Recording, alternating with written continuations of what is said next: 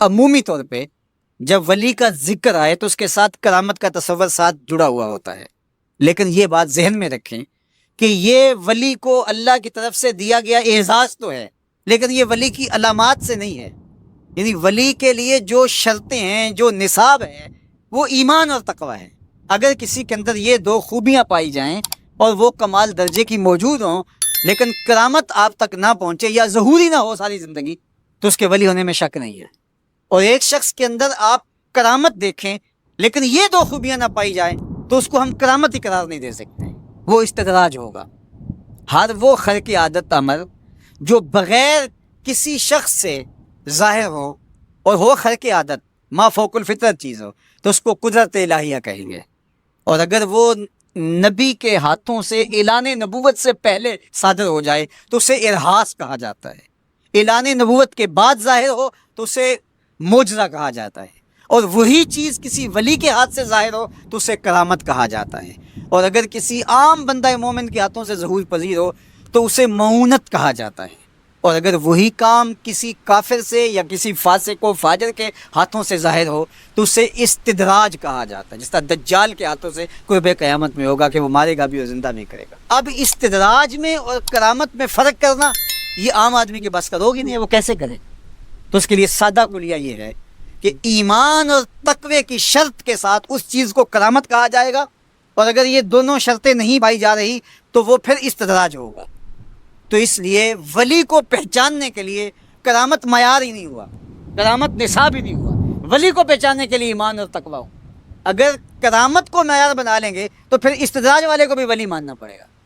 اور یہی وجہ ہے کہ بہت سارے لوگوں نے ایسے لوگوں کے اوپر جو کسی بڑے بزرگ کی گدی پہ بیٹھ گیا، یا وہ چار لوگوں نے اس کو مان لیا یا اس کے شعبے چل گئے، اور شریعت کا واضح تارک ہے اور لوگ اس کو اللہ کا ولی مان رہے ہوتے ہیں، اس لیے کہ ان کے ہاں معیار وہ نہیں ہے جو قرآن نے دیا ہے۔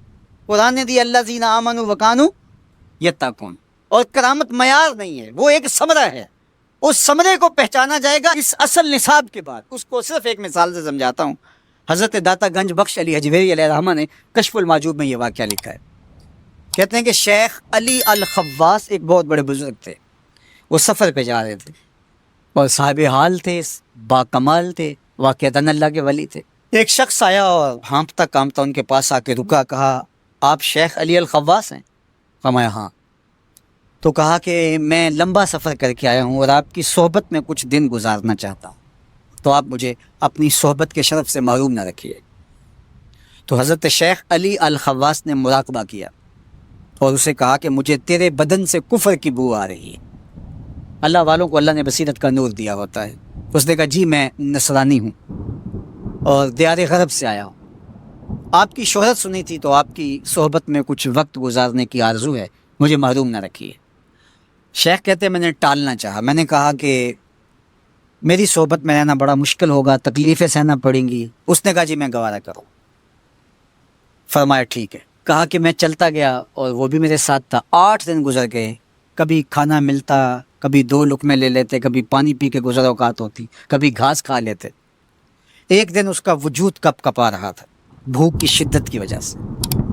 اس نے مجھے کہا شیخ آپ اللہ کے بندے ہیں، میں نے عہد تو کیا تھا کہ کوئی آپ سے مطالبہ نہ کر پاؤں، لیکن اب میری سخت جواب دے گئی، تو آپ اللہ کے مقرب ہیں، تو اللہ کے اس قرب کی وجہ سے اس سے دعا کیجئے تو وہ میرے اور آپ کے کھانے کا انتظام کرتے ہیں۔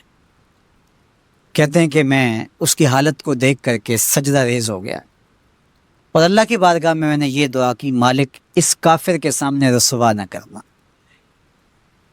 کہا جب میں نے سر اٹھایا تو آسمان سے ایک طبق اترا جس کے اوپر 2 پیالے شربت کے تھے اور 2 روٹیاں تھیں، تو میں نے ایک پیالہ اور ایک روٹی اس کو دے دی اور ایک خود لے لی اور پھر سفر شروع ہو گیا۔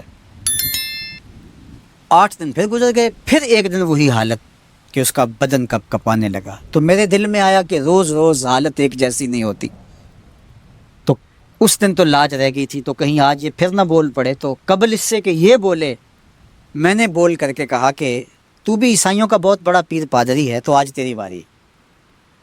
تو کہتے ہیں جب میں نے اس کو کہا تو اس نے بھی سجدے میں سر رکھ دیا، اور میں دل ہی دل میں سوچا کہ اس کا سجدہ ریز ہونا کیا معنی رکھتا ہے جب ایمان ہی نہیں ہے۔ تھوڑی دیر کے بعد جب اس نے سر اٹھایا تو آسمان سے بھی طبق اترا جس پر 4 پیالے شربت کے اور 4 روٹیاں تھیں. تو اس نے 2 روٹیاں اور 2 پیالے میری طرف بڑھائے اور 2 پیالے اور 2 روٹیاں اپنی طرف کر لی اور کہا کہ کل یا شیخ کھائیے. میں نے کہا میں نہیں کھاؤں گا، اس لیے کہ کرامت ہو نہیں سکتی اور استدراج کا کھانا جو ہے وہ میں کھا نہیں سکتا. چونکہ تم کافر ہو تو میں استدراج کا کھانا کھاؤں تو یہ نہیں ہو سکتا. تو اس نے کہا کل یا شیخ، شیخ کھائیے اور میری طرف سے 2 مبارکیں وصول کیجیے. میں حیران ہوا، میں نے کہا کیا مبارکیں؟ اس نے کہا میں نے سجدے میں سر رکھا اور اللہ کی بارگاہ میں عرض کی، اے اللہ اگر اسلام سچا دین ہے تو 2 پیالے اور 2 روٹیاں عطا کر دے، اور اگر علی الخواص واقعی تیرا ولی ہے تو 2 پیالے اور 2 روٹیاں اس کے صدقے سے دے دے. تو ایک تو آپ کو آپ کی ولایت کی مبارک ہو اور دوسرا ہاتھ بڑھائیے اور مجھے اسلام میں داخل کیجیے، اسلام سچا دین.